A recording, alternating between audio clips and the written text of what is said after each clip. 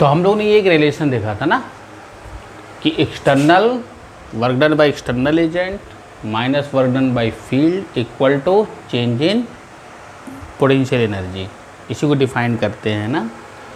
तो इसकी वैल्यू कितनी थी, M B cos theta one minus cos theta two. Theta one क्या था, इनिशियल पोजीशन, थीटा टू क्या थी, फाइनल पोजीशन। तो हम लोग पोटेंशियल एनर्जी को भी डिफाइन कर सकते हैं, ठीक है ना। वर्क डन डिफाइन किया, अब पोटेंशियल एनर्जी डिफाइन कर रहे हैं। तो potential energy is defined as work done by external agent, जो हम घुमाएंगे, ठीक है ना, to rotate the magnetic dipole from an angle theta one equal to 90 degree. Definition है प्रॉपर, 90 डिग्री को रेफरेंस पॉइंट लेंगे हम लोग, 0 डिग्री को रेफरेंस पॉइंट नहीं लेंगे, ठीक है ना, ध्यान रखिएगा। 90 degree reference point to an angle theta two equal to theta, किसी भी एंगल में, यानी 90 डिग्री से जहाँ भी घुमाया जाए एक्सटर्नल एजेंट के थ्रू जो भी वर्क डन होगा, that is stored as the potential energy in the magnetic dipole, ठीक है। अब इसमें यहाँ पे देखा जाए तो थीटा वन की वैल्यू कितनी हो गई 90, थीटा टू कितना हो गया, थीटा के बराबर। ये अपना रिलेशन इंपॉर्टेंट रिलेशन बेटा, इसको भूलना नहीं, इससे आप कंफ्यूज कहीं नहीं होगे। मैंने तीनों का रिलेशन बता दिया है, ठीक है ना। तो डब्ल्यू एक्सटर्नल किसके बराबर होगा, डेल्टा यू के बराबर था। डेल्टा यू मतलब फाइनल माइनस इनिशियल, यानी initial potential energy minus final potential energy minus initial potential energy, ठीक है। अब इसमें वर्क डन कितना था external, M B cos theta one minus cos theta two था। तो थीटा वन की जगह क्या हो गया 90, थीटा टू की जगह थीटा रख दिया, तो कॉस 90 की वैल्यू क्या होती है 0, ठीक है।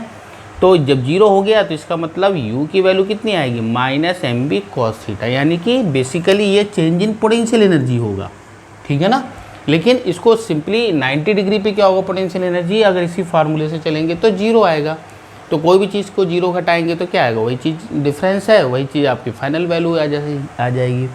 तो u इक्वल टू यानी कि पोटेंशियल एनर्जी, बस इसमें ध्यान रखना रेफरेंस पॉइंट ये होना चाहिए 90 डिग्री, तब पोटेंशियल एनर्जी कैसे डिफाइंड होगी, माइनस एम डॉट बी। अब ये एम बी कॉस थीटा है, अब ये कॉस थीटा वाला है, वेक्टर क्वांटिटी है, तो अब कौन सा प्रोडक्ट आ गया, डॉट प्रोडक्ट, इसका मतलब एम डॉट बी से डिफाइंड होगा, ठीक है ना। अब इसमें केसेस लगा सकते हैं हम लोग कि थीटा की वैल्यू 0 डिग्री है, 180 है, कितना कितना है, उस कंडीशन में पोटेंशियल एनर्जी कितनी होगी, हम लोग केसेस भी देख सकते हैं, ठीक है। फिलहाल के लिए इसको आप नोट करिए, फिर केसेस भी बता देते हैं।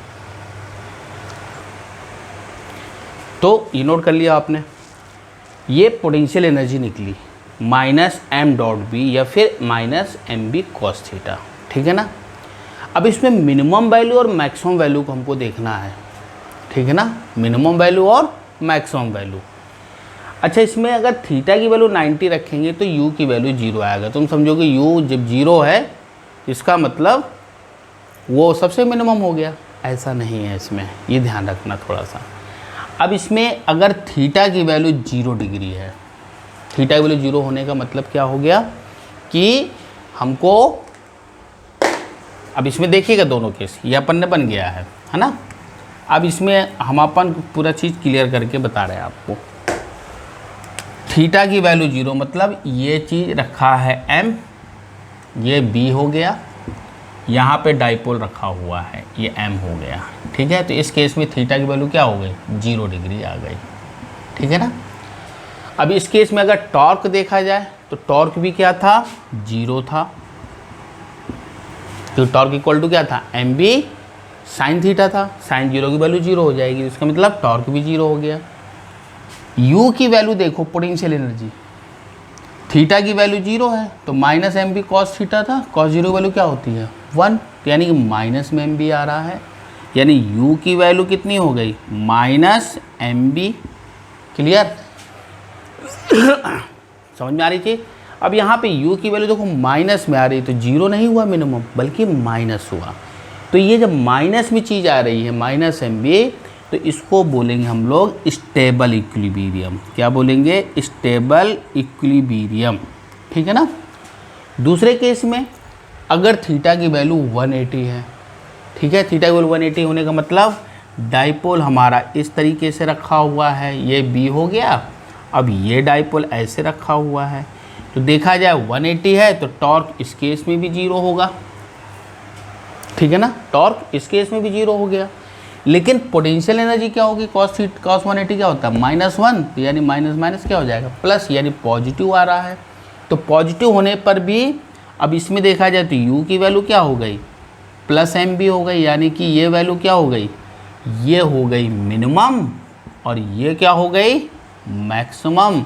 और कौन सा हो गया ये अनस्टेबल, अनस्टेबल और स्टेबल अभी आपको हम समझा रहे हैं क्या है, ठीक है ना।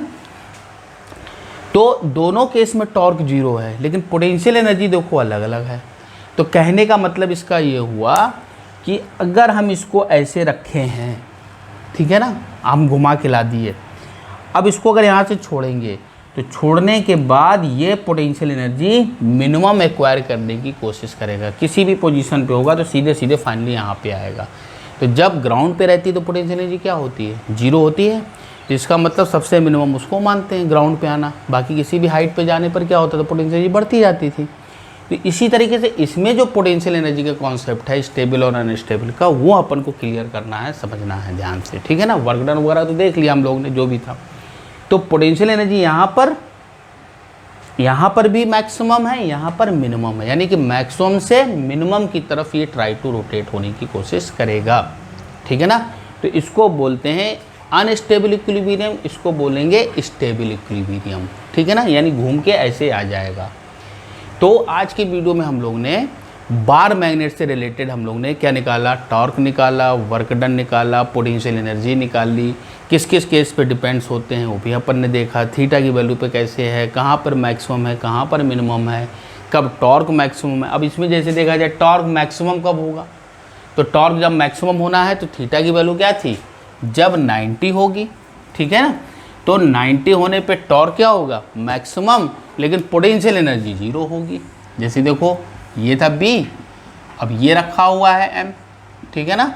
अब यहाँ पे एंगल कितना बन रहा है 90, तो इस केस में टॉर्क क्या है मैक्सिमम MB, ये क्या है मैक्सिमम, और पोटेंशियल एनर्जी क्या हो गई U की वैल्यू क्या हो गई 0 हो गई, ठीक है ना। तो कहने का मतलब जब ये मैक्सिमम है तो ये 0 है, जब ये 0 है तो ये मिनिमम है, ये मैक्सिमम 0 है तो ये मैक्सिमम है, यानी कि दोनों पीरियोडिकली बदल रहे हैं, ठीक है ना।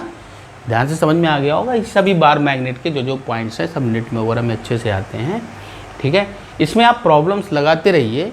अभी हम लोग अगले वाले जो वीडियो में देखेंगे वो देखेंगे कॉइल पे अब आएंगे, रोटेटिंग कॉइल, वो भी नॉर्थ साउथ पोल बन रहा था ना, वो भी एक मैग्नेटिक डाइपोल की तरीके से एक्ट होगा, तो उसमें भी वर्क डन कितना होगा, पोटेंशियल एनर्जी क्या होगी, ठीक है ना, उसमें टॉर्क कितना होगा, वो सब चीज़ें फार्मूला तो यही रहेगा, लेकिन उसमें चीज़ें थोड़ा सा डिफरेंट हो जाएगी, उसको हम लोग देखेंगे।